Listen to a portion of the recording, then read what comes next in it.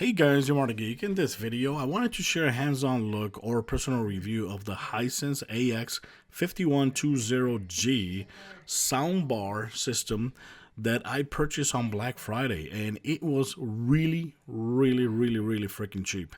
This thing goes for around normally on at Walmart for 220 bucks, which is cheap as it is, but I actually got it for 130 bucks, which is insane. And that's the reason why I actually pulled the trigger, because I wanted to try a soundbar for the first time ever, because I've been using a 5.1 home theater from almost 10 years old or more, and I said, you know what, let me go ahead and upgrade to something new and cheap. If I like it, maybe later on in the future, I'll upgrade to something more expensive. So I did. I pulled the trigger, and I gotta say, I'm really impressed with this thing. This, even though it's a very cheap price that you're paying for, it actually has all the features that you need to actually enjoy your movies. For example, it has Dolby Atmos right out of the box, DTSX. So what's cool about this is that when you're watching a movie from Apple TV or Amazon Prime, which is the two services that has those features out of the box, without paying extra, it's really cool that on the soundbar you actually see Dolby Atmos going, like a little LCD screen that it has, and it's lets you know that, hey, what you're listening is Dolby Atmos right now. It's so damn cool, and you can actually notice it when you're watching movies and all that, because since this thing has a wireless rear speakers, when you're sitting down, you can notice the effects going around your ears. If there's like helicopters or shooting or like the weather going around, you can notice all the background noises. You can hear it from your wireless speakers, rear speakers, and it's pretty cool. And the way I have it set it up is like the same way I had it before. Soundbar, of course, under the TV, and the rear speakers on the back next to my sofa. That way I can actually, whoever's sitting there, actually enjoy the surround sound, and it's really damn good. And since my living room, like you see here, it's not that big, the power that comes from this is actually strong enough. Power wattage is actually 420 watts, which that's the max audio. And normally I keep the speakers like I don't keep it like over 30 watts. Most of the times I have it below 30, not 30 watts, 30, the volume meter over, below 30. But it could go all the way up to 99, which is insane. And yes, it gets really loud. And the cool thing is that it comes with wireless rear speakers, which is insane how easy it is to actually hook them up. All you got to do is connect one wireless speaker to another wireless speaker, and then one wireless speaker hooks up to the power, and that's it. It magically connects to the system once you turn it on and off. Now, talking about that, this, of course, like you see here on the back, it has a couple ports. It has two HDMI ports. One of them is eARC, which is cool because when you hook it up to your TV, make sure you hook it up to the port that says eARC on your TV, eARC on the system. When you turn on the TV or you turn off the TV, the system turns on or off very awesomely. And this is the sound that you get when you turn it off and when you turn it on.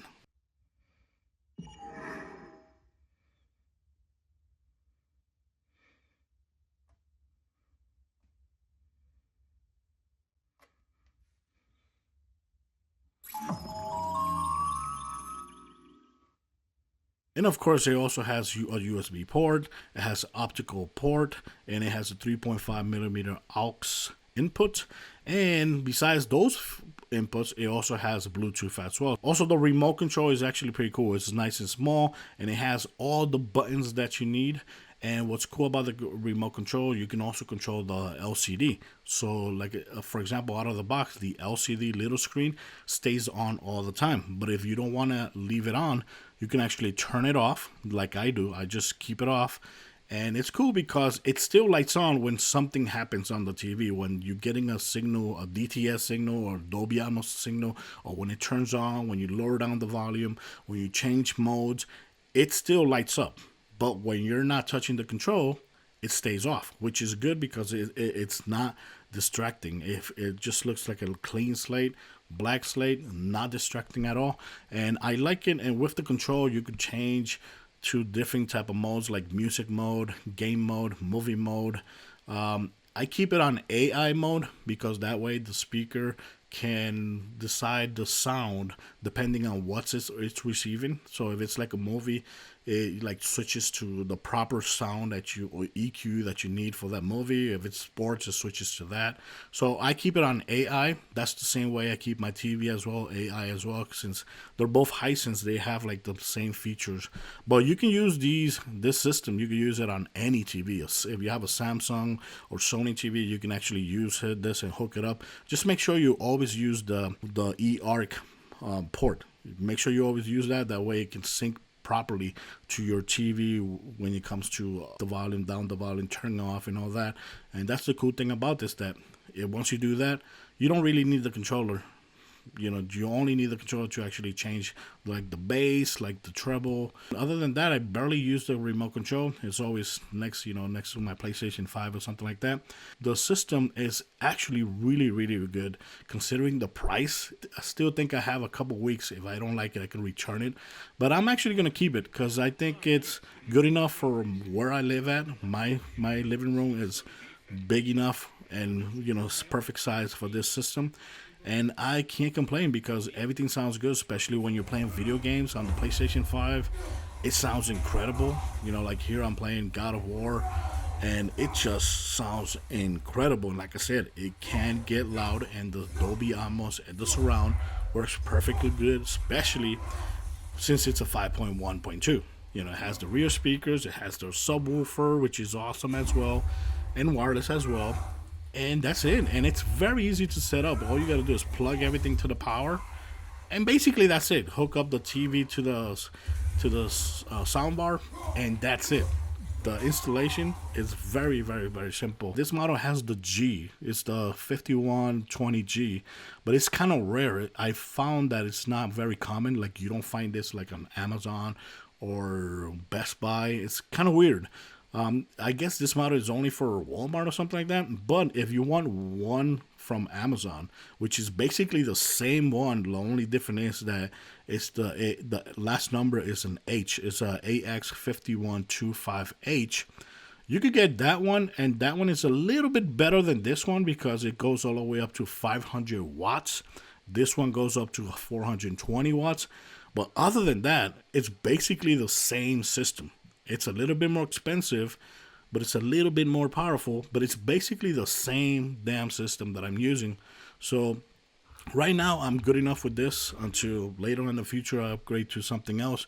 But if you're looking for a good, cheap soundbar with rear wireless speaker, I think this is a very good option. I would totally recommend this speaker. I'll leave links in my description just in case you're interested in getting it from Amazon, which is, I think if I was gonna buy one right now, I would buy the one from Amazon because it's a little bit more powerful, but it's the same system. You're not gonna have a problem, especially if you have a living room like the one I showed you, like my living room. You're not going to have a problem whatsoever. And I think I'm pretty happy with this purchase, especially for the price I paid. It feels like a steal. So yeah, guys, let me know in the comments. If you have any questions about this system, let me know in the comments and I'll answer them. And like I said, I'll leave links in my descriptions for the soundbar that I recommend buying. If you don't want to buy the G version, you could buy the H version. Okay? Thanks for watching. Till next time. Bye-bye.